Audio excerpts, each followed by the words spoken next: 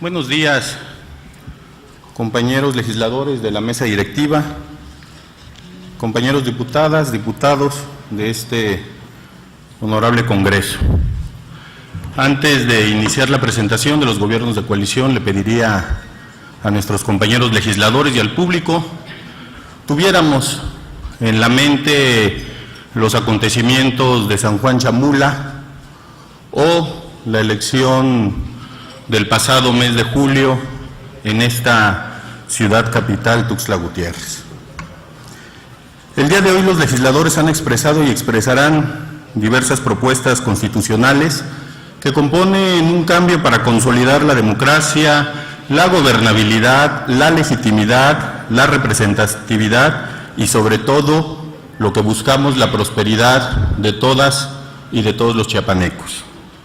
La realización de estas pláticas se realiza en un momento toral para nuestro Estado, porque algo es evidente para todos nosotros.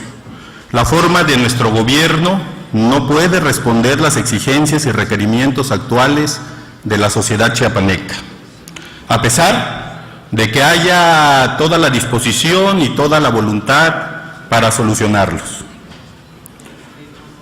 Hoy nos preguntamos, ¿por qué pasa esto?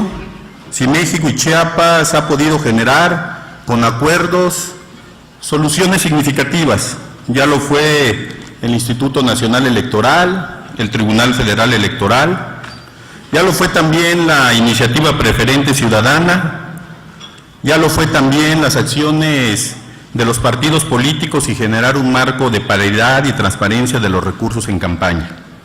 Este logro son flujos de cambio en México que se han venido haciendo desde 1990 y por ese motivo hoy no nos podemos detener más.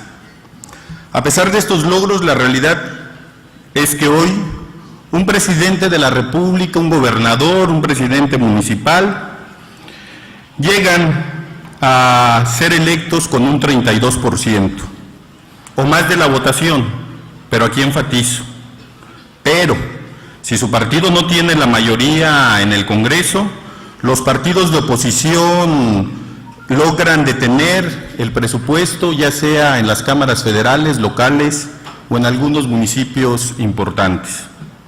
Algo debemos reconocer y sabemos que es cierto.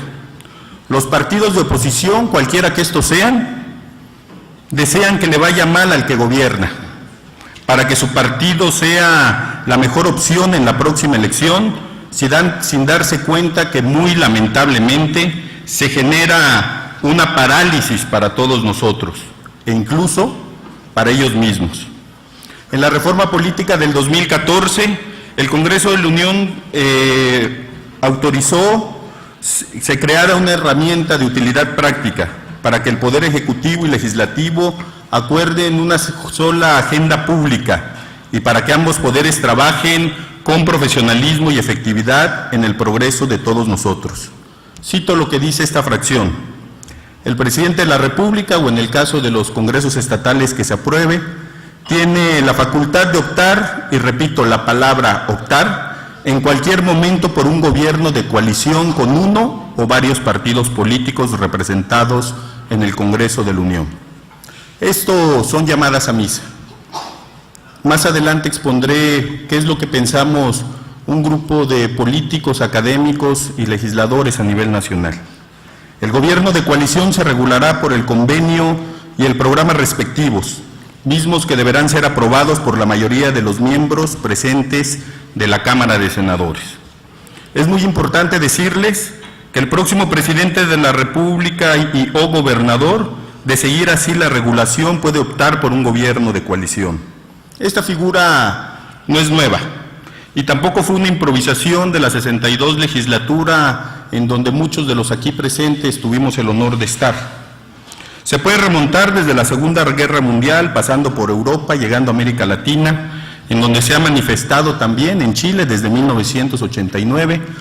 Algunos académicos dicen que de los 25 países a nivel mundial más exitosos del mundo, 19 de ellos tienen alguna forma de gobiernos de coalición.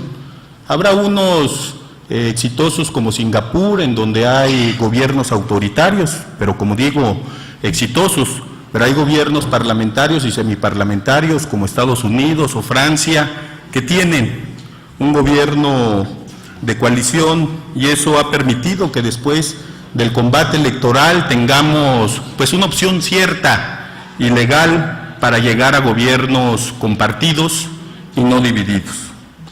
En México, la publicación del 10 de febrero del 2014 en el Diario Oficial de la Federación, vemos que 6 estados son los que cuentan ya con gobiernos de coalición aprobados. Vuelvo a decir, desde la figura optativa: Aguascalientes, Baja California, Oaxaca, Morelos, Sonora y Puebla.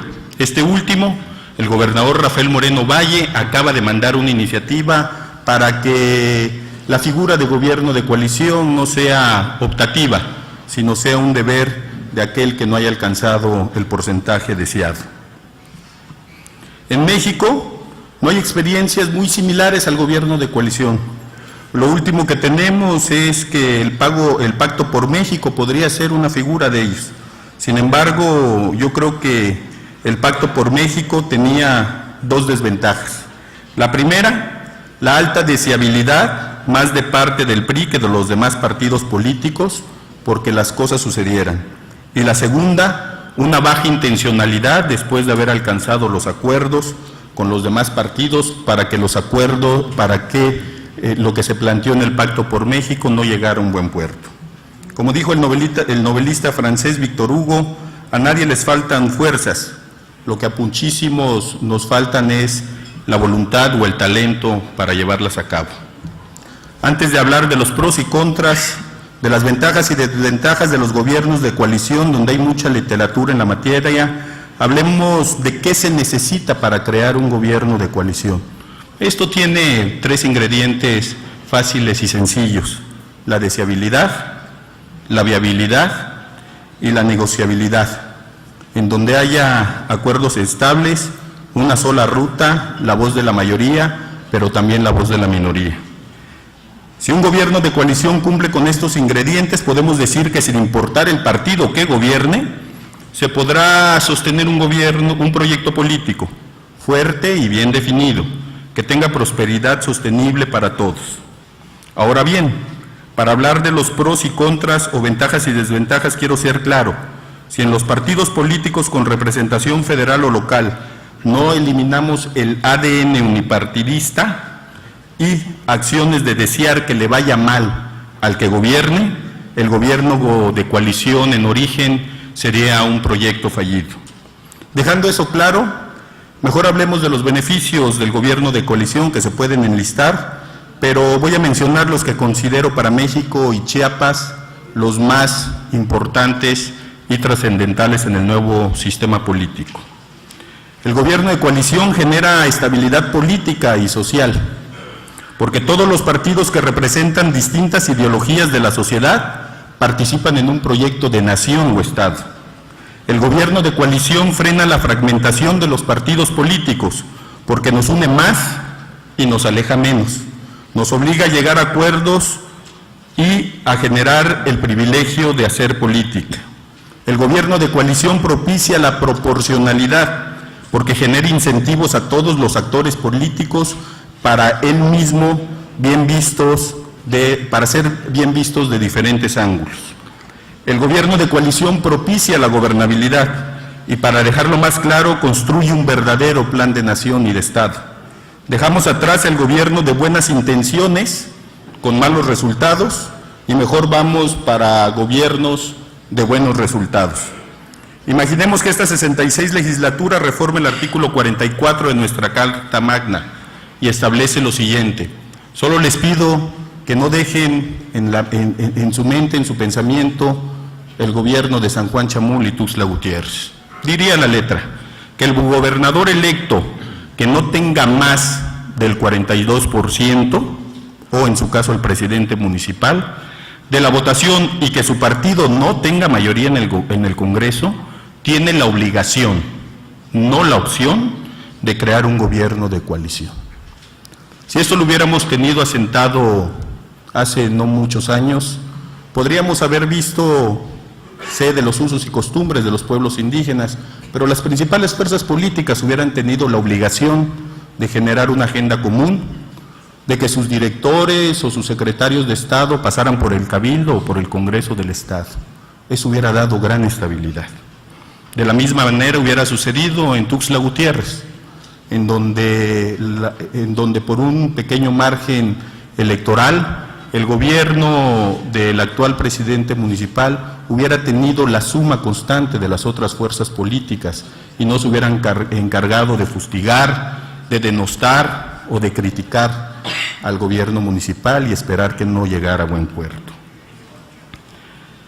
Estamos hablando que el siguiente proceso electoral, que ya está muy cerca, los 6 partidos políticos en Chiapas y los que tengan el registro en dicho proceso, con el gobierno de coalición tendrían una invitación abierta para poder participar y poder ver que a todos nos vaya bien, sean del partido que sean. La situación actual de nuestro Estado y de nuestro país genera una llamada de emergencia de concertación y de negociación. No más inflexiones, no más candidatos populares, pero no profesionales. No más malos deseos, no más rupturas. No más voces en el silencio, no más ingobernabilidad. No más crisis, no más incapacidad de reacción. Sencillamente, no más crisis que sea del tipo que sea en ningún hogar de Chiapas y para las familias chiapanecas. La propuesta de adicionar la figura del gobierno de coalición, estoy seguro y lo afirmo, nos trae un proyecto de éxito para todos. El Congreso sería un núcleo positivo para el gobernador, todos trabajaríamos juntos en una agenda común para abatir la pobreza, la falta de empleo, pero también para activar nuestra economía y sobre todo para mantener un Estado democrático y seguro. Trabajar en equipo que divide el trabajo y multiplica los resultados es lo que le apuesta a los gobiernos de coalición. Espero no haberme extendido mucho, presidente. Gracias por su comprensión. Muchas gracias.